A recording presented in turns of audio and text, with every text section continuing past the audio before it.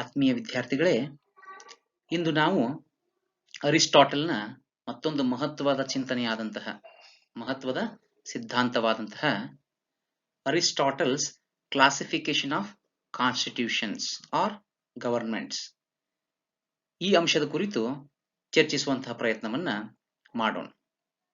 ನಿಮಗೆಲ್ಲ ತಿಳಿದಿರುವಂತೆ ಅರಿಸ್ಟಾಟಲ್ ಒಬ್ಬ ವಾಸ್ತವವಾದಿ, ನೈಜವಾದಿ. ಅವನ ಗುರು ಪ್ಲೇಟೋನಂತೆ ಕೇವಲ ಆದರ್ಶದ ಸಿದ್ಧಾಂತಗಳನ್ನು ಮಾತ್ರ ಹೇಳಲಿಲ್ಲ. ಸಮಾಜದಲ್ಲಿ ಜಾರಿಗೆ ತರಲಿಕ್ಕೆ ಸಾಧ್ಯವಾಗುವಂತಹ ಅಂಶಗಳನ್ನೆಲ್ಲ ಮಂಡಿಸಿದ್ದಾನೆ ಅಂತ ಹೇಳಿ ನಾವು ತಿಳ್ಕೊಂಡಿದ್ದೀವಿ. ಹಾಗಾದ್ರೆ ಅರಿಸ್ಟಾಟಲ್ನ ಸಂವಿಧಾನಗಳ ವರ್ಗೀಕರಣ ಅಥವಾ ಸರ್ಕಾರಗಳ ವರ್ಗೀಕರಣದ ಕುರಿತು ತಿಳಿದುಕೊಳ್ಳುವಂತಹ ಪ್ರಯತ್ನವನ್ನ ಮಾಡೋಣ. ಕೆಲವೊಂದು ಬೇಸಿಕ್ ಅಂಶಗಳು, ಸರ್ಕಾರ, ಸಂವಿಧಾನ, ರಾಜ್ಯ, ಈ ಪದಗಳನ್ನ ನಾವು ಇಂಟರ್ಚೇಂಜ್ ಆಗಿ ಉಪಯೋಗ ಮಾಡಿರೋದನ್ನು ನಾವು ಕಾಣ್ತೇವೆ. Okay, Aristotle treats constitution, government and state interchangeably. Aristotle is known as father of constitutionalism because he does not permit the deviation between constitution and manner of government. ಇಲ್ಲಿ ಪ್ಲೇಟೋ ತತ್ವಜ್ಞಾನ ಅರಸನಿಗೆ ಹೆಚ್ಚಿನ ಮಹತ್ವವನ್ನು ಹೆಂಗ ಕೊಟ್ಟಿದ್ನೋ, ಅರಿಸ್ಟಾಟಲ್ ಕಾಯ್ದೆಗಳಿಗೆ, ಕಾನೂನುಗಳಿಗೆ ಹೆಚ್ಚಿನ ಮಹತ್ವವನ್ನು ಕೊಟ್ಟಿರುವುದನ್ನ ಕಾಣುತ್ತೇವೆ. ವ್ಯಕ್ತಿ ಮುಖ್ಯವಲ್ಲ, ಕಾನೂನಿನ ಪ್ರಕಾರ, ಸಂವಿಧಾನದ ಪ್ರಕಾರ ಆಡಳಿತ ಮಾಡುವುದು ಬಹಳ ಮುಖ್ಯ. ಯಾವುದೇ ವ್ಯಕ್ತಿ ಇರಲಿ, ಸಂವಿಧಾನಬದ್ಧವಾಗಿ ಆಡಳಿತ ಮಾಡುವುದು ಬಹಳ ಮುಖ್ಯ ಆಗ್ತದ ರಾಜ್ಯಕ್ಕೆ ಸಂಬಂಧಪಟ್ಟಂತೆ ಅಂತ ಹೇಳಿ ಅರಿಸ್ಟಾಟಲ್ ತನ್ನದೇ ಆದಂತಹ ವಿಚಾರವನ್ನ ಹೇಳ್ತಾನೆ. ಅಷ್ಟೇ ಅಲ್ಲ, ಅರಿಸ್ಟಾಟಲ್ ರಾಜ್ಯ, ಸಂವಿಧಾನ, ಸರ್ಕಾರ, ಅದರಲ್ಲೂ ವಿಶೇಷವಾಗಿ ಸಂವಿಧಾನ ಮತ್ತು ಸರ್ಕಾರಗಳನ್ನ ಒಂದೇ ಅರ್ಥದಲ್ಲಿ ಬಳಸಿರೋದನ್ನು ನಾವು ಕಾಣ್ತೇವೆ. ಅವ ತನ್ನ ಪ್ರಸಿದ್ಧ ಗ್ರಂಥವಾದಂತಹ ಪಾಲಿಟಿಕ್ಸ್ ನಲ್ಲಿ ಸಂವಿಧಾನಗಳ ವರ್ಗೀಕರಣದ ಕುರಿತು ವಿವರಿಸ್ತಾ ಹೋಗ್ತಾನೆ. ಹಾಗಾದ್ರೆ ಅವನ ಪ್ರಕಾರ ಸಂವಿಧಾನದ ವರ್ಗೀಕರಣ ಏನು? ಅವನು ಸುಮ್ಮನೆ ಕಲ್ಪನೆ ಮಾಡಿಕೊಂಡು ಸಂವಿಧಾನಗಳ ವರ್ಗೀಕರಣ ಮಾಡಿಲ್ಲ. ನೈಜವಾದಿ ಆದಂತಹ ಅರಿಸ್ಟಾಟಲ್ ಸ್ವತಃ ತಾನೇ 158 ವಿವಿಧ ನಗರ ರಾಜ್ಯಗಳ ಸಂವಿಧಾನಗಳನ್ನ, ಅಷ್ಟೇ ಅಲ್ಲ, ಗ್ರೀಕಿನ ಹೊರಗಿರುವಂತಹ ಗ್ರೀಸ್ನ ಹೊರ ರಾಜ್ಯಗಳ ಸಂವಿಧಾನ, ಆಳ್ವಿಕೆಯ ಪದ್ಧತಿ, ಇವೆಲ್ಲವುಗಳನ್ನ ಅಧ್ಯಯನ ಮಾಡಿದ್ದಾನೆ. ಬಹಳ ಆಳವಾದಂತಹ ಅಧ್ಯಯನ ಅರಿಸ್ಟಾಟಲ್ ನಲ್ಲಿ ನಾವು ಕಾಣ್ತೇವೆ. ಸಂವಿಧಾನಗಳನ್ನ ಅಥವಾ ಯಾವುದು ಉತ್ತಮ ಸಂವಿಧಾನ, ಯಾವುದು ಒಳ್ಳೆಯ ಆಳ್ವಿಕೆ ಅಂತ ಹೇಳಿ ತನ್ನದೇ ಆದಂತಹ ಅಭಿಪ್ರಾಯಗಳನ್ನು ರೂಪಿಸುವಾಗ ಸುಮ್ಮನೆ ಕಲ್ಪನೆ ಮಾಡಿಕೊಂಡು ರೂಪಿಸಿಲ್ಲ. Aristotle has studied 158 constitutions. On the basis of study, he has given 6 basic forms of constitution. Okay? ಈ ರೀತಿ 158 ವಿವಿಧ ನಗರ ರಾಜ್ಯಗಳ ಸಂವಿಧಾನಗಳನ್ನ, ಸರ್ಕಾರಗಳನ್ನ ಅಧ್ಯಯನ ಮಾಡಿದಂತಹ ಅರಿಸ್ಟಾಟಲ್ ಅವೆಲ್ಲವನ್ನ ಸೇರಿಸಿ 6 ಪ್ರಕಾರಗಳಲ್ಲಿ ವಿಂಗಡಿಸ್ತಾನೆ. ಹಾಗಾದ್ರೆ ಯಾವುದರ ಆಧಾರದ ಮೇಲೆ ಅವ ವಿಂಗಡಣೆ ಮಾಡ್ತಾನಪ್ಪ ಅಂತ ನೋಡೋದಾದ್ರ, ಆಳ್ವಿಕೆಯ ಉದ್ದೇಶ, ಸರ್ಕಾರ ಒಬ್ಬರದ ಇರಲಿ, ಹಲವಾರು ಜನರದರ ಇರಲಿ, ಕೆಲವರದರ ಇರಲಿ, ಅವರ ಉದ್ದೇಶ ಏನು, ಆಬ್ಜೆಕ್ಟಿವ್ ಆಫ್ ಗವರ್ನೆನ್ಸ್, ಆಳ್ವಿಕೆ ಮಾಡುವವರ ಉದ್ದೇಶ ಏನು, ಮತ್ತು ನಂಬರ್ ಆಫ್ ಪರ್ಸನ್ಸ್ ರೂಲಿಂಗ್, ಆಳುವವರ ಸಂಖ್ಯೆ. ಈ ಎರಡರ ಆಧಾರದ ಮೇಲೆ ಅರಿಸ್ಟಾಟಲ್ ಏನ್ ಮಾಡ್ತಾನೆ, ಸಂವಿಧಾನಗಳ ವರ್ಗೀಕರಣವನ್ನ, 6 ಪ್ರಕಾರದ ಸರ್ಕಾರ ಅಥವಾ ಸಂವಿಧಾನಗಳ ವರ್ಗೀಕರಣವನ್ನ ಮಾಡುವಂತಹ ಪ್ರಯತ್ನವನ್ನ ಮಾಡಿದ್ದಾನೆ. ಆಳ್ವಿಕೆಯ ಉದ್ದೇಶ ಅಂತಂದ್ರೇನು? ಕೆಟ್ಟದಾಗಿ ಆಳ್ವಿಕೆ ಮಾಡಬಹುದು. ಕೆಟ್ಟದಾಗಿ ಅಂದ್ರೆ ಅಧಿಕಾರವನ್ನ ದುರುಪಯೋಗ ಪಡಿಸಿಕೊಂಡು, ಸಾರ್ವಜನಿಕ ಹಿತಕ್ಕಾಗಿ ಅಧಿಕಾರವನ್ನ ಮಾಡದೆ ಸ್ವಜನ ಪಕ್ಷಪಾತಕ್ಕಾಗಿ, ತಮ್ಮ ಸ್ವಾರ್ಥಕ್ಕಾಗಿ, ಸ್ವಂತ ಹಿತಕ್ಕಾಗಿ ಅಧಿಕಾರವನ್ನ ದುರುಪಯೋಗ ಪಡಿಸಿಕೊಳ್ಳುವುದು ಕೆಟ್ಟ ವಿಧಾನ. ಹಾಗಾದ್ರೆ ಜನರ ಪರವಾಗಿ, ಸಮಾಜದ ಪರವಾಗಿ ಆಡಳಿತ ಮಾಡುವುದು ಒಳ್ಳೆಯ ವಿಧಾನ. ಅದರಲ್ಲಿಯೇ ಮತ್ತು ಒಬ್ಬರೇ ರಾಜಪ್ರಭುತ್ವ, ಒಬ್ಬರೇ ಆಳಿದ್ರೆ ರಾಜಪ್ರಭುತ್ವ, ಕೆಲವರ ಸರ್ಕಾರ, ಹಲವರ ಸರ್ಕಾರ, ಹೀಗೆ ತನ್ನದೇ ಆದಂತಹ 6 ಪ್ರಕಾರದ ಸರ್ಕಾರ ಪದ್ಧತಿಗಳ ಬಗ್ಗೆ ಅರಿಸ್ಟಾಟಲ್ ಹೇಳ್ತಾ ಹೋಗ್ತಾನೆ. ಓಕೆ, ಹಾಗಾದ್ರೆ ಅರಿಸ್ಟಾಟಲ್ನ 6 ಪ್ರಕಾರದ ಸಂವಿಧಾನ ಅಥವಾ ಸರ್ಕಾರಗಳ ಬಗ್ಗೆ ನಾವು ಗಮನ ಹರಿಸೋದಾದ್ರೆ, in his classification of constitutions, monarchy or the rule of philosopher king is the best, but not the best practicable. Plato ಹೇಳಿದಂತೆ ರಾಜಪ್ರಭುತ್ವ ಅಥವಾ ತತ್ವಜ್ಞಾನ ಅರಸರ ಆಡಳಿತ ಬಹಳ ಒಳ್ಳೇದು, ಆದ್ರೆ ಅದು ವಾಸ್ತವಿಕವಾಗಿ ಜಾರಿ ತರಲಿಕ್ಕೆ, ಅದು ಸಮಾಜದಲ್ಲಿ ನಾವು ಕಾಣಲಿಕ್ಕೆ ಸಾಧ್ಯವಿಲ್ಲ. ಯಾಕಂದ್ರ ತತ್ವಜ್ಞಾನಿ ಅರಸನಿಗೆ ಏನಾದ್ರೂ ನಾವು ಸಂಪೂರ್ಣ ಅಧಿಕಾರವನ್ನ, ಓಕೆ, ಅಬ್ಸಲ್ಯೂಟ್ ಪವರ್ ಅನ್ನು ಏನಾದ್ರೂ ಕೊಟ್ರೆ ಅವಾಗ ಏನಾಗತ್ತೆ, it will turn to tyranny, ನಿರಂಕುಶ ಪ್ರಭುತ್ವಕ್ಕೆ ಅದು ದಾರಿ ಮಾಡಿಕೊಡತ್ತೆ. ಹಾಗಾಗಿ ಮೊದಲು ಒಂದು 6 ಪ್ರಕಾರದ ಸರ್ಕಾರ ಪದ್ಧತಿಗಳ ಬಗ್ಗೆ ಒಂದು ಜಸ್ಟ್ ಗ್ಲಾನ್ಸ್ ಮಾಡೋಣ, ಆಮೇಲೆ ಒಂದೊಂದಾಗಿ ತಿಳಿತಾ ಹೋಗೋಣ. ಹಾಗಾದ್ರೆ ಒಂದು ಕಡೆ ಗುಣಮಟ್ಟ ಅಂದ್ರೆ ಆಳ್ವಿಕೆ ಮಾಡುವವರ ಉದ್ದೇಶ, ಇನ್ನೊಂದು ಕಡೆ ಪ್ರಮಾಣ ಆಳ್ವಿಕೆ ಮಾಡುವವರ ಸಂಖ್ಯೆ ಆಧಾರದ ಮೇಲೆ 6 ಪ್ರಕಾರದ ಸಂವಿಧಾನಗಳನ್ನ ಅಥವಾ ಸರ್ಕಾರಗಳನ್ನ ವರ್ಗೀಕರಣ ಮಾಡ್ತಾನೆ. ಅದರಲ್ಲಿ ಶುದ್ಧ ಮತ್ತು ಅಶುದ್ಧ, ನಾರ್ಮಲ್ ಅಂಡ್ ಪರ್ವರ್ಟೆಡ್ ಅಂತ ಹೇಳಿ ಮಾಡ್ಕೋತಾನೆ. ಗುಣಮಟ್ಟದಲ್ಲಿ ಉತ್ತಮ ಗುಣಮಟ್ಟ ಅಂದ್ರ ಸಮಾಜಮುಖಿಯಾಗಿ, ಸಮಾಜಕ್ಕೆ ಒಳ್ಳೆದಾಗಿ ಆಳ್ವಿಕೆಯನ್ನು ಮಾಡುವುದು ಶುದ್ಧ ಸರ್ಕಾರ. ಹಾಗಾದ್ರೆ ಅಶುದ್ಧ ಅಥವಾ ಪರ್ವರ್ಟೆಡ್ ಸರ್ಕಾರ ಯಾವ್ದಪ್ಪ? ಪರ್ವರ್ಟೆಡ್ ಗವರ್ಮೆಂಟ್ ಯಾವುದು ಅಧಿಕಾರವನ್ನು ದುರುಪಯೋಗಪಡಿಸಿಕೊಳ್ಳುತ್ತೆ, ಸ್ವಂತ ಲಾಭಕ್ಕಾಗಿ ಆಳ್ವಿಕೆ ಮಾಡುತ್ತೆ, ಸಾರ್ವಜನಿಕರ ಹಿತವನ್ನ ಕಡೆಗಣಿಸುತ್ತೆ, ಅದನ್ನ ಅಶುದ್ಧ ಸರ್ಕಾರ ಅಂತ ಕರೀತಾನ. ಓಕೆ, ಅದರಲ್ಲಿ ಮೊದಲೇದ್ದು ರೂಲ್ ಬೈ ಒನ್ ಅಥವಾ ಒಬ್ಬನ ಆಳ್ವಿಕೆ. ಒಬ್ಬನ ಆಳ್ವಿಕೆ ರಾಜಪ್ರಭುತ್ವ ಅಂತ ನಾವು ಕರಿತೀವಿ. ಈ ರಾಜಪ್ರಭುತ್ವದಲ್ಲಿ ಅಥವಾ ಒಬ್ಬನ ಆಳ್ವಿಕೆಯಲ್ಲಿ ಉದ್ದೇಶ ಚೆನ್ನಾಗಿದ್ರೆ, ಓಕೆ, ಆಳುವವರ ಉದ್ದೇಶ ಚೆನ್ನಾಗಿದ್ದು ಅರಸ ಸಮಾಜದ ಪರವಾಗಿ ಆಳ್ವಿಕೆ ಮಾಡಿದರ, ದೀನ ದಲಿತರ ಪರವಾಗಿ ಆಳ್ವಿಕೆ ಮಾಡಿದರ, ಬಡವರ ಕಾಳಜಿಯಿಂದ ತನ್ನ ಆಡಳಿತವನ್ನ ಅಥವಾ ಅಧಿಕಾರವನ್ನ ಚಲಾಯಿಸಿದ್ರೆ ಇಟ್ ವಿಲ್ ಬಿಕಮ್ ಮೊನಾರ್ಕಿ. ಅದು ಶುದ್ಧವಾದಂತಹ ಆಳ್ವಿಕೆ ಅಥವಾ ಶುದ್ಧವಾದಂತಹ ಸರ್ಕಾರವಾಗ್ತದೆ. ಒಬ್ಬನೇ ಉದ್ದೇಶ ಚೆನ್ನಾಗಿಟ್ಟುಕೊಂಡು ಆಳಿದರ ಅದು ಅರಸೊತ್ತಿಗೆ ಅಥವಾ monarchy.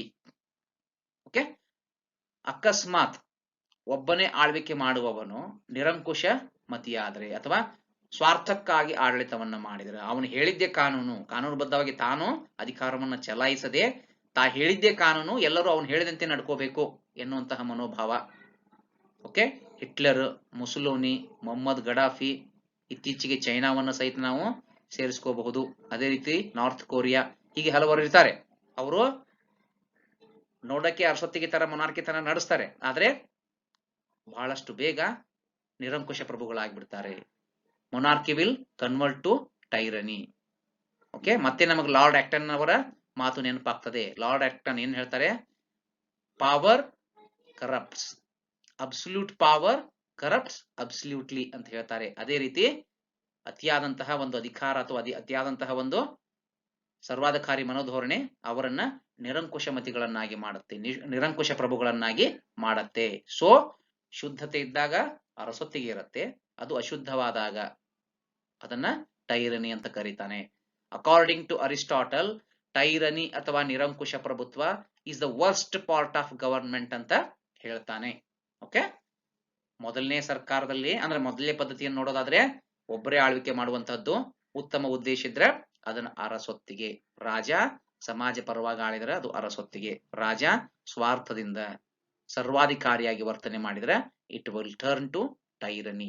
Tyranny is worst form of government ಅಂತ ಹೇಳಿ ಹೇಳ್ತಾನೆ. Hence it will not be stable. ಯಾವಾಗ ಸರ್ಕಾರ ಜನರ ಪರವಾಗಿರುವುದಿಲ್ವೋ ಅದಕ್ಕೆ ಜನರ ಬೆಂಬಲ ಸಿಗ್ಲಿಕ್ಕೆ ಸಾಧ್ಯನೇ ಇಲ್ಲ, ಅವಾಗ ಅದು ಸ್ಥಿರವಾಗಿರುವಂಗಿಲ್ಲ. It will not be stable ಅನ್ನೋ ಮಾತನ್ನ ಅರಿಸ್ಟಾಟಲ್ ಹೇಳ್ತಾನೆ. ಹಾಗಾದ್ರೆ ನೆಕ್ಸ್ಟ್ ಮತ್ತೊಂದು ಸರ್ಕಾರದ ಪದ್ಧತಿಯನ್ನು ನೋಡೋದಾದ್ರೆ, ಈಗ ಒಬ್ಬರ ಆಳ್ವಿಕೆ ಬಗ್ಗೆ ಶುದ್ಧ ಅಶುದ್ಧ ನೋಡಿದ್ವಿ. ಇನ್ನ ಕೆಲವರ ಆಳ್ವಿಕೆ, ರೂಲ್ ಆಫ್ ಅ ಫ್ಯೂ. ಅದರಲ್ಲಿ ಶುದ್ಧವಾದಂತಹ ಸರ್ಕಾರ ಅಥವಾ ಶುದ್ಧವಾದಂತಹ ಆಳ್ವಿಕೆ ಅಂತಂದ್ರೆ ಶ್ರೀಮಂತ ಪ್ರಭುತ್ವ, ಅರಿಸ್ಟೋಕ್ರಸಿ. ಈ ಶ್ರೀಮಂತರು ಅಧಿಕಾರವನ್ನ ಪಡೆದುಕೊಂಡ್ರೆ ಕೆಲವೊಮ್ಮೆ ಏನಾಗತ್ತೆ, ಅವರು ಒಳ್ಳೆ ದೃಷ್ಟಿಕೋನ ಇಟ್ಟುಕೊಂಡು ಬಡವರ ಪರವಾಗಿ ಮತ್ತು ಶ್ರೀಮಂತರ ಪರವಾಗಿ ಬ್ಯಾಲೆನ್ಸಿಂಗ್ ವೇ ಒಳಗ ಅಡ್ಮಿನಿಸ್ಟ್ರೇಷನ್ ಮಾಡಿದ್ರೆ, ಗವರ್ನೆನ್ಸ್ ಮಾಡಿದ್ರೆ ಯಾರಿಗೂ ತೊಂದರೆ ಆಗಂಗಿಲ್ಲ. ಆದ್ರೆ ಸಹಜವಾಗಿ ಶ್ರೀಮಂತರಿಗೆ ಮಾತ್ರ ಅಧಿಕಾರವನ್ನು ಅನುಭವಿಸುವಂತಹ ಅವಕಾಶ ಇದ್ದಾಗ obviously they will neglect poor people. Okay, so automatically aristocracy will become oligarchy. Oligarchy is a rule of rich, but it will also not be stable because poor will be conspiring against the rich. ಹೀಗೆ similarly in democracy the rich will be conspiring against poor. ಅಂದ್ರೆ ಶ್ರೀಮಂತರ ಪ್ರಭುತ್ವದಲ್ಲಿ ಅಥವಾ ಅರಿಸ್ಟೋಕ್ರಸಿ ಆಳ್ವಿಕೆಯಲ್ಲಿ ಬಡವರನ್ನ ಕಡೆಗಣಿಸಲಾಗ್ತದೆ. ಅವರ ಹಕ್ಕುಗಳನ್ನ ಕಸಿದುಕೊಳ್ಳುವಂತ ಸಾಧ್ಯತೆ ಇರುತ್ತೆ. ಅವರಿಗೆ ಸಿಗಬೇಕಾಗಿದ್ದನ್ನ ದೊರಕಿಸಿಕೊಡುವಂತ ಪ್ರಯತ್ನಗಳು ಶ್ರೀಮಂತರ ಆಳ್ವಿಕೆಯಲ್ಲಿ ಆಗುವುದಿಲ್ಲ. ಇದರಿಂದ ನೊಂದಂತಹ ಬಡವರು ಏನ್ ಮಾಡ್ತಾರೆ, ಪಿತೂರಿಯನ್ನ ಮಾಡ್ತಾರೆ, ಶ್ರೀಮಂತರ ಆಳ್ವಿಕೆ ವಿರುದ್ಧ ದಂಗೆ ಹೇಳ್ತಾರೆ. ಅವಾಗ ಅದು ಸ್ಥಿರವಾಗಿರಂಗಿಲ್ಲ. ಎಲ್ಲಿ ತನಕ ಶ್ರೀಮಂತರ ಪ್ರಭುತ್ವ ಬಡವ ಮತ್ತು ಶ್ರೀಮಂತ ಮತ್ತು ಮಧ್ಯಮ ವರ್ಗ ಎಲ್ಲವನ್ನು ಸಮಾನವಾಗಿ ಕಾಣಲಿಕ್ಕೆ ಪ್ರಯತ್ನ ಮಾಡ್ತದೋ ಅವಾಗ ಶ್ರೀಮಂತರ ಪ್ರಭುತ್ವ ಅಥವಾ ಅರಿಸ್ಟೋಕ್ರಸಿ ಶುದ್ಧ ಸರ್ಕಾರವೇ ಆಗಿ ಉಳಿದಿರುತ್ತೆ. ಈ ರೀತಿ ಶ್ರೀಮಂತರಿಂದ ಕೂಡಿದಂತ ಶುದ್ಧ ಸರ್ಕಾರ ಬಡ ಜನರನ್ನ ಕಡೆಗಣಿಸಿ ಕೇವಲ ಶ್ರೀಮಂತರ ಹಿತಕ್ಕಾಗಿ ಆಳ್ವಿಕೆಯನ್ನ ದುರುಪಯೋಗ ಪಡಿಸಿಕೊಂಡ್ರ then aristocracy will turn into oligarchy. Oligarchy ಅಂದ್ರೆ ಅಲ್ಪ ಜನಾಧಿಪತ್ಯ. ಅಲ್ಪ ಜನಾಧಿಪತ್ಯ ಅಥವಾ oligarchy is a perverted form of government, ಅಶುದ್ಧವಾದಂತಹ ಸರ್ಕಾರ. ಇಲ್ಲಿ ಶ್ರೀಮಂತರನ್ನ ಮಾತ್ರ ಗಣನೆಗೆ ತೆಗೆದುಕೊಂಡು ಆಳ್ವಿಕೆ ಮಾಡುವಂತಹ ಒಂದು ಕೆಟ್ಟ ಸಂಪ್ರದಾಯವನ್ನ ಆಲಿಗಾರ್ಕಿಯಲ್ಲಿ ನಾವು ನೋಡ್ತೇವೆ. ಈ ಆಲಿಗಾರ್ಕಿ ಅಥವಾ ಅಲ್ಪ ಜನಾಧಿಪತ್ಯದಲ್ಲಿ ಬಡವರು ಶ್ರೀಮಂತರ ಆಳ್ವಿಕೆ ವಿರುದ್ಧ ದಂಗೆ ಏಳುವಂತ ಸಾಧ್ಯತೆಗಳು ಇರ್ತಾವು. ಅಷ್ಟೇ ಅಲ್ಲ, ಶ್ರೀಮಂತರಲ್ಲಿಯೇ ಅಧಿಕಾರವನ್ನು ಅನುಭವಿಸದೇ ಇರುವಂತಹ ಇತರರು ಅಧಿಕಾರದಲ್ಲಿರುವವರ ಮೇಲೆ ಪಿತೂರಿ ಮಾಡಿ ಸರ್ಕಾರವನ್ನ ಅಸ್ಥಿರಗೊಳಿಸುವಂತ ಸಾಧ್ಯತೆಗಳು ಹೆಚ್ಚಾಗಿರ್ತಾವು. ಆದ್ದರಿಂದ ಯಾವಾಗ ಅದು ಪರ್ವರ್ಟೆಡ್ ಫಾರ್ಮ್ ಆಫ್ ಗವರ್ಮೆಂಟ್ ಆಗತ್ತೋ then aristocracy suddenly will become oligarchy. Oligarchy ಇದು ಸಹಿತ ಒಳ್ಳೆಯ ಪದ್ಧತಿ ಸರ್ಕಾರ ಅಲ್ಲ ಅನ್ನೋದು ಅರಿಸ್ಟಾಟಲ್ನ ಅಭಿಪ್ರಾಯವಾಗಿತ್ತು. ಹೀಗಾಗಿ ಅರಿಸ್ಟಾಟಲ್ನ ಸಂವಿಧಾನಗಳ ವರ್ಗೀಕರಣಕ್ಕೆ ಸಂಬಂಧಪಟ್ಟಂತೆ ಏನೇನ್ ನೋಡಿದೀವಿ ನಾವು? ಮೊದಲನೇದ್ದು ಒಬ್ಬರ ಆಳ್ವಿಕೆ, ಅದರಲ್ಲಿ ಅರಸೊತ್ತಿಗೆ ಶುದ್ಧ ಸರ್ಕಾರ, ನಿರಂಕುಶ ಪ್ರಭುತ್ವ ಅಶುದ್ಧ ಸರ್ಕಾರ. ಮತ್ತು ಕೆಲವರ ಆಳ್ವಿಕೆಗೆ ಸಂಬಂಧಪಟ್ಟಂತೆ ಶ್ರೀಮಂತರ ಪ್ರಭುತ್ವ ಶುದ್ಧ ಸರ್ಕಾರ, ಅದು ಎಲ್ಲರನ್ನೂ ಒಂದೇ ದೃಷ್ಟಿಕೋನ ಇಟ್ಕೊಂಡು ಕೆಲಸ ಮಾಡಿರೋದು ಶುದ್ಧ ಸರ್ಕಾರ.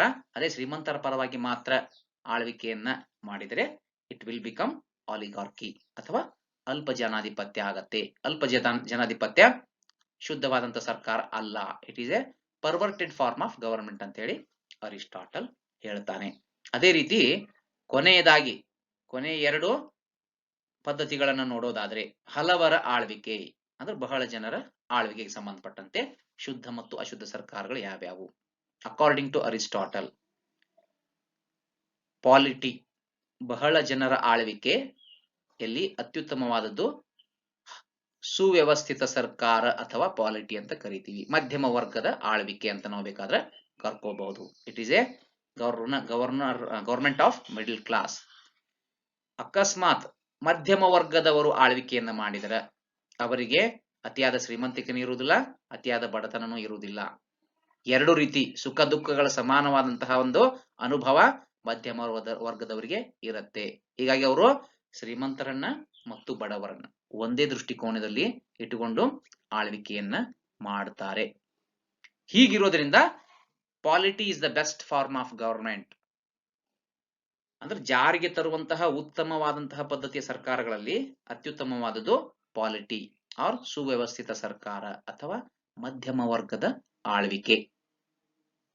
ಅದೇ ಮಧ್ಯಮ ವರ್ಗದ ಆಳ್ವಿಕೆಯಲ್ಲಿ ವರ್ಸ್ಟ್ ಫಾರ್ಮ್ ಆಫ್ ಗವರ್ಮೆಂಟ್ ಅಥವಾ ಅಶುದ್ಧವಾದಂತಹ ಸರ್ಕಾರ ಯಾವ್ದಪ್ಪ? ಡೆಮಾಕ್ರಸಿ. ಡೆಮಾಕ್ರಸಿಯಲ್ಲಿ ಯಾವುದೇ ಕಂಡೀಷನ್ಸ್ ಇರಂಗಿಲ್ಲ, ಎಲ್ಲರಿಗೂ ಸರ್ಕಾರದಲ್ಲಿ ಭಾಗವಹಿಸಲಿಕ್ಕೆ ಅವಕಾಶ ಕೊಡಲಾಗ್ತದೆ. ಇವನ್ ಪ್ಲೇಟೋ ಕೂಡ ಪ್ರಜಾಪ್ರಭುತ್ವವನ್ನ ದೊಂಬಿಗಳ ಸರ್ಕಾರ ಅಂತ ಕರೀತಾನೆ. ಹೀಗಾಗಿ ಪ್ರಜಾಪ್ರಭುತ್ವ ವ್ಯವಸ್ಥೆಯಲ್ಲಿ ಬಡ ಜನರು ಸಾಧ್ಯವಾದಷ್ಟು ಹೆಚ್ಚು ಜನ ಬಡವರಿಗೆ ಅವಕಾಶ ಇರುವುದರಿಂದ ಅವರು ತೀರ ಬೇಗ ತಮ್ಮ ಸರ್ಕಾರದ ಅಸ್ತಿತ್ವವನ್ನು ಕಳೆದುಕೊಳ್ತಾರೆ. ಯಾಕಂದ್ರೆ ಪ್ರಜಾಪ್ರಭುತ್ವದಲ್ಲಿ ಶ್ರೀಮಂತ ವರ್ಗ ಈ ಡೆಮಾಕ್ರಸಿ ಫಾರ್ಮ್ ಆಫ್ ಗವರ್ಮೆಂಟ್ ನ ಆಳ್ವಿಕೆ ಮಾಡುವವರ ವಿರುದ್ಧ ಪಿತೂರಿಯನ್ನ ಮಾಡುತ್ತದೆ. ಯಾಕಂದ್ರೆ ಅವ್ರನ್ನ ಕಡೆಗಣಿಸಿದ್ರೆ, ಶ್ರೀಮಂತರನ್ನ ಮಧ್ಯಮ ವರ್ಗದವ್ರನ್ನ ಏನಾದ್ರೂ ಕಡೆಗಣಿಸಿದ್ರೆ ಡೆಮಾಕ್ರಸಿಯಲ್ಲಿ ಆಳ್ವಿಕೆ ಮಾಡುವಂತವರು ಬಹಳ ದಿವಸ ಇರ್ಲಿಕ್ಕೆ ಅವಕಾಶವನ್ನ ಶ್ರೀಮಂತ ವರ್ಗ ಕೊಡಂಗಿಲ್ಲ. ಹೀಗಾಗಿ ಪ್ರಜಾಪ್ರಭುತ್ವದಲ್ಲಿ ಬಡವರ ಬಗ್ಗೆ ಹೆಚ್ಚಿನ ಕಾಳಜಿಯನ್ನ ಮಾತ್ರ ನೋಡ್ತೇವೆ. ಶ್ರೀಮಂತರ ಮಧ್ಯಮ ವರ್ಗದವರ ಕಾಳಜಿಯನ್ನ ಸಂಪೂರ್ಣವಾಗಿ ಕಡೆಗಣಿಸಲಾಗ್ತದೆ. ಆದ್ದರಿಂದ polity is the best form of government ಅಂತ ಹೇಳಿ ಅರಿಸ್ಟಾಟಲ್ ಹೇಳ್ತಾನೆ. ಯಾಕಂದ್ರೆ ಇಟ್ ವಿಲ್ ಬ್ಯಾಲೆನ್ಸ್ ಬೋತ್, ಯಾರ್ಯಾರನ್ನ, ಶ್ರೀಮಂತರನ್ನ ಮತ್ತು ಬಡವರನ್ನ ಇಬ್ಬರನ್ನು ಒಂದೇ ದೃಷ್ಟಿಕೋನದಿಂದ ನೋಡಿಕೊಂಡು ಆಳ್ವಿಕೆ ಮಾಡುವುದರಿಂದ ಯಾರು ಯಾರ ಮೇಲೂ ಪಿತೂರಿ ಮಾಡ್ಲಿಕ್ಕೆ ಅವಕಾಶ ಪಾಲಿಟಿಯಲ್ಲಿ ಇರಂಗಿಲ್ಲ. ಹೀಗಾಗಿ this is the best practicable form of government ಅಂತ ಹೇಳಿ ಅರಿಸ್ಟಾಟಲ್ ತನ್ನ ಅಭಿಪ್ರಾಯ ಪಡಿಸ್ತಾನೆ. ಓಕೆ, ಅವನ ಸಂವಿಧಾನಗಳ ವರ್ಗೀಕರಣ ಆದರ್ಶಮಯವಾದುದಲ್ಲ, ಅದು ಪ್ರಾಯೋಗಿಕವಾಗಿ ಸಾಧ್ಯವಾಗುವಂತಹ ಒಂದು ಸಂವಿಧಾನಗಳ ವರ್ಗೀಕರಣವನ್ನು ಅಥವಾ ಸರ್ಕಾರದ ಪದ್ಧತಿಗಳನ್ನ ತಿಳಿಸಿಕೊಟ್ಟಿದ್ದನ್ನು ನಾವು ನೋಡ್ತೇವೆ. ಅದೇ ರೀತಿ ಈಗಾಗಲೇ ಹೇಳಿದಂತೆ ಕೆಲವರ ಆಳ್ವಿಕೆ ಶ್ರೀಮಂತರ ಪ್ರಭುತ್ವ ಅನ್ನೋದು ಅರಿಸ್ಟೋಕ್ರಸಿ, ಅದೇ ಜನಪರವಾಗಿದ್ರೆ ಅರಿಸ್ಟೋಕ್ರಸಿ, ಇಲ್ಲದೆ ಹೋದ್ರೆ ಆಲಿಗಾರ್ಕಿ. ಅಂದ್ರೆ ಕೆಲವೇ ಜನ ಶ್ರೀಮಂತರು ತಮ್ಮ ಶ್ರೀಮಂತರ ಪರವಾಗಿ ಮಾತ್ರ ಆಳ್ವಿಕೆ ಮಾಡಿದ್ರೆ ಆಲಿಗಾರ್ಕಿ ಅಂತ ಹೇಳಿ ಅನ್ಕೊಳ್ಳುತ್ತೆ. ಬಹುಜನರ ಆಳ್ವಿಕೆಯಲ್ಲಿ ಶುದ್ಧವಾದಿದ್ದು ಪಾಲಿಟಿ, ಅದು ಮಧ್ಯಮ ವರ್ಗದವರ ಆಳ್ವಿಕೆ. ಹೀಗಾಗಿ ಶ್ರೀಮಂತರು ಮತ್ತು ಬಡವರನ್ನ ಒಂದೇ ದೃಷ್ಟಿಕೋನದಿಂದ ನೋಡಿಕೊಂಡು ಬ್ಯಾಲೆನ್ಸ್ ಮೇಂಟೈನ್ ಮಾಡುತ್ತೆ, ಒಂದು ಸಮಾನತೆಯನ್ನು ಕಾಯುವಂತ ಪ್ರಯತ್ನವನ್ನು ನಾವು ಪಾಲಿಟಿಯಲ್ಲಿ ನೋಡ್ತೀವಿ. Polity is the best form of government ಅಂತ ಹೇಳಿ ಅರಿಸ್ಟಾಟಲ್ ಹೇಳ್ತಾರೆ. ಓಕೆ, ಅದೇ ರೀತಿ ಅಕಸ್ಮಾತ್ ಬಡ ಜನರು ಅಥವಾ ಬಡವರಿಗೆ ಮಾತ್ರ ಹೆಚ್ಚಿನ ಅವಕಾಶ ಪ್ರಜಾಪ್ರಭುತ್ವದಲ್ಲಿ ಸಿಗೋದ್ರಿಂದ ಅದು ಬಹಳ ದಿವಸ ಸ್ಥಿರವಾಗಿ ಉಳಿಯಂಗಿಲ್ಲ. ಯಾಕಪ್ಪ, democracy is extreme because it is a rule of too many, which means rule of ignorance and poor. Okay, ಅಂದ್ರೆ ಬಡವರು ಮತ್ತು ಇಗ್ನೋರೆಂಟ್ ಆಗಿರುವಂತಹವರು ಆಳ್ವಿಕೆ ಮಾಡೋದ್ರಿಂದ ಡೆಮಾಕ್ರಸಿ ಅಥವಾ ಪ್ರಜಾಪ್ರಭುತ್ವ ಸರ್ಕಾರ ಸ್ಥಿರವಾಗಿ ಉಳಿಯಂಗಿಲ್ಲ. Democracy is the second worst form of government ಅಂತ ಹೇಳಿದ್ದಾನೆ. According to Aristotle, tyranny is the first worst, ಅಂದ್ರೆ ಅತಿಯಾದಂತಹ ವರ್ಸ್ಟ್ ಗವರ್ಮೆಂಟ್, ಅತಿಯಾದಂತಹ ಕೆಟ್ಟ ಸರ್ಕಾರ ಅಂದ್ರೆ ಟೈರನಿ. ಅದೇ ಎರಡನೆಯ ಕೆಟ್ಟ ಸರ್ಕಾರ ಅಂದ್ರೆ ಡೆಮಾಕ್ರಸಿ ಅಂತ ಹೇಳಿ ಅರಿಸ್ಟಾಟಲ್ ತನ್ನ ಅಭಿಪ್ರಾಯವನ್ನ ವ್ಯಕ್ತಪಡಿಸ್ತಾನೆ. ಹಾಗಾದ್ರೆ ಪಾಲಿಟಿಯೇ ಯಾಕ ಉತ್ತಮ ಸರ್ಕಾರ? ಮಧ್ಯಮ ವರ್ಗದ ಆಳ್ವಿಕೆ ಅಥವಾ ಮಧ್ಯಮ ವರ್ಗದವರಲ್ಲಿ ಅಧಿಕಾರ ಇತ್ತಂದ್ರ ಯಾವ ರೀತಿ ಅದು ಒಳ್ಳೇದಾಗತ್ತೆ ಅನ್ನೋದರ ಬಗ್ಗೆ ಅರಿಸ್ಟಾಟಲ್ ಹೇಳ್ತಾ ಹೋಗ್ತಾನೆ. Polity is rule of many but not too many. ತುಂಬಾ ಜನರಿಂದ ಇರಂಗಿಲ್ಲ, ಅಲ್ಲಿ ಮಧ್ಯಮ ವರ್ಗದವರು ಸ್ವಲ್ಪ ಜನ ಆಳ್ವಿಕೆ ಮಾಡ್ತಾ ಇರ್ತಾರೆ, ಒಂದು ಮಾಡರೇಟ್ ಆಗಿರುತ್ತೆ. Aristotle gives following arguments to support the polity is the best practicable form of government. ಅದಕ್ಕೆ ತನ್ನ ಪಾಲಿಟಿ ಒಳ್ಳೆಯದು ಅನ್ನೋದಕ್ಕೆ ಏನೆಲ್ಲ ಅಂಶಗಳನ್ನು ಹೇಳಿ ಸಮರ್ಥನೆ ಮಾಡ್ಕೋತಾನಪ್ಪ Aristotle. Rich do not trust poor, poor do not trust rich, but both will trust the middle class. ಬಡವರು ಶ್ರೀಮಂತರನ್ನ ನಂಬಂಗಿಲ್ಲ, ಶ್ರೀಮಂತರು ಬಡವರನ್ನ ನಂಬಂಗಿಲ್ಲ, ಆದ್ರ ಮಧ್ಯಮ ವರ್ಗದವರನ್ನ ಇಬ್ಬರು ನಂಬುವಂತ ಸಾಧ್ಯತೆಗಳು ಇರುತ್ತಾವು. Poor suffers from ignorance and rich from arrogance. Okay, ಬಡವರು ನಿಷ್ಕಾಳಜಿಯಿಂದ ಹಾಳಾಗ್ತಾರೆ, ಶ್ರೀಮಂತರು ಸೊಕ್ಕಿನಿಂದ ಹಾಳಾಗುವಂತ ಸಾಧ್ಯತೆಗಳು ಇರ್ತಾವು. Neither poor nor rich are the habit of obedience to the law. ಬಡವರಿಗಾಗ್ಲಿ ಶ್ರೀಮಂತರಿಗಾಗ್ಲಿ ಕಾಯ್ದೆ ಬಗ್ಗೆ ವಿಧೇಯತೆ ಅನ್ನೋದು ಇರಂಗಿಲ್ಲ. ಹೀಗಾಗಿ ಕಾಯ್ದೆ ಬಗ್ಗೆ ಆಳುವವರಿಗೆ ವಿಧೇಯತೆ ಇಲ್ಲ ಅಂತಂದ್ರೆ ನಾವು ಜನಸಾಮಾನ್ಯರಿಂದ ಯಾವ ರೀತಿ ಎಕ್ಸ್ಪೆಕ್ಟೇಷನ್ ಮಾಡ್ಲಿಕ್ಕಾಗತ್ತೆ, ಯಾವ ರೀತಿ ನಿರೀಕ್ಷೆನೆ ನಾವು ಉತ್ತಮ ಸರ್ಕಾರದ ಬಗ್ಗೆ ಅಥವಾ ಉತ್ತಮ ಪ್ರಜೆಗಳ ಬಗ್ಗೆ ನಾವು ನಿರೀಕ್ಷೆಯನ್ನು ಇಟ್ಕೋಬೇಕಾಗ್ತದೆ ಅನ್ನೋದು ಅರಿಸ್ಟಾಟಲ್ನ ವಾದ. ಅದೇ ರೀತಿ ಕೊನೆಗೆ ಹೇಳ್ತಾ ನೋಡ್ರಿ, middle class have reason and moderate wealth. ಮಧ್ಯಮ ವರ್ಗದವರು ವಿವೇಕಿಗಳಾಗಿರ್ತಾರೆ ಮತ್ತೆ ನ್ಯಾಯಯುತವಾಗಿ ಗಳಿಸಿದಂತಹ ಒಂದು ಮಾಡರೇಟ್ ಆದಂತಹ ಸಂಪತ್ತನ್ನ, ಆಸ್ತಿಯನ್ನ ಹೊಂದಿರ್ತಾರೆ. ಆದ್ದರಿಂದ ಮಧ್ಯಮ ವರ್ಗದವರು ಒಳ್ಳೆಯ ಆಳ್ವಿಕೆಯನ್ನ ಸಮಾಜಕ್ಕೆ ನೀಡ್ತಾರೆ. ದಸ್ ಪಾಲಿಟಿ ಅವಾಯ್ಡ್ಸ್ ಟೂ ಎಕ್ಸ್ಟ್ರೀಮ್ಸ್. ಎರಡು ರೀತಿಯ ಎಕ್ಸ್ಟ್ರೀಮ್ಗಳನ್ನ ಅಥವಾ ಅತಿರೇಕಗಳನ್ನ ತಡೆಯುತ್ತೆ. ಆದ್ದರಿಂದ ಯಾವ್ಯಾವ ಎರಡು ರೀತಿ ಅಂದ್ರೆ ಅರೋಗನ್ಸ್ ಅಂಡ್ ಇಗ್ನೋರೆನ್ಸ್, ಎರಡನ್ನು ಮಧ್ಯಮ ವರ್ಗದ ಆಳ್ವಿಕೆ ತಡೆಯೋದ್ರಿಂದ ಅದನ್ನು ನಾವು best part of government, best form of government. ಈಗಾಗಲೇ ಅರಿಸ್ಟಾಟಲ್ ಗೋಲ್ಡನ್ ಮೀನ್ ಬಗ್ಗೆ ಹೇಳ್ತಾನೆ. ಮಧ್ಯಮ ಯಾವುದೇ ಅತಿರೇಕ ಆಗ್ಬಾರ್ದು, ಎಲ್ಲ ಒಂದು ಮಾಡರೇಟ್ ಆಗಿರ್ಬೇಕು, ಗೋಲ್ಡನ್ ಮೀನ್ ಬಗ್ಗೆ ಹೇಳ್ತಾನೆ. ಓಕೆ, ಅದೇ ರೀತಿ ಪಾಲಿಟಿನೂ ಕೂಡ ಅರಿಸ್ಟಾಟಲ್ಸ್ ಪ್ರಿನ್ಸಿಪಲ್ ಆಫ್ ಗೋಲ್ಡನ್ ಮೀನ್ ಅಂತ ನಾವಿಲ್ಲಿ ಹೇಳಬಹುದು. ಓಕೆ, ಒಟ್ಟಾರೆಯಾಗಿ ಇಂದಿನ ತರಗತಿಯಲ್ಲಿ ನಾವು ಅರಿಸ್ಟಾಟಲ್ನ ಸಂವಿಧಾನಗಳ ವರ್ಗೀಕರಣಕ್ಕೆ ಸಂಬಂಧಪಟ್ಟಂತೆ, ಓಕೆ, ಅವ ಅಂದಿನ ಕಾಲದ 158 ವಿವಿಧ ನಗರ ರಾಜ್ಯಗಳು, ಗ್ರೀಸ್ ಮತ್ತು ಗ್ರೀಸಿನ ಹೊರಗಡೆಯ ರಾಜ್ಯಗಳಿಗೆ ಸಂಬಂಧಪಟ್ಟಂತ ಸುಮಾರು 158 ಸಂವಿಧಾನಗಳನ್ನ, ಸರ್ಕಾರಗಳನ್ನ, ಆಳ್ವಿಕೆಯ ಪದ್ಧತಿಗಳನ್ನ ಅಧ್ಯಯನ ಮಾಡಿ ಅವನ್ನೆಲ್ಲ ಒಟ್ಟಾಗಿ ಕೂಲಂಕುಷವಾಗಿ ಪರಿಶೀಲನೆ ಮಾಡಿ ಕೊನೆಗೆ 6 ಭಾಗಗಳಲ್ಲಿ ವಿಂಗಡಣೆಯನ್ನ ಮಾಡ್ತಾನೆ. ಅವುಗಳನ್ನು ಯಾವ ಆಧಾರದ ಮೇಲೆ ವಿಂಗಡಣೆ ಮಾಡ್ತಾನೆ? ಒಂದು, ಆಳುವವರ ಸಂಖ್ಯೆ ಮತ್ತು ಅವರ ಉದ್ದೇಶದ ಆಧಾರದ ಮೇಲೆ 6 ಪ್ರಕಾರದ ಸರ್ಕಾರಗಳನ್ನು ವರ್ಗೀಕರಣ ಮಾಡ್ತಾನ.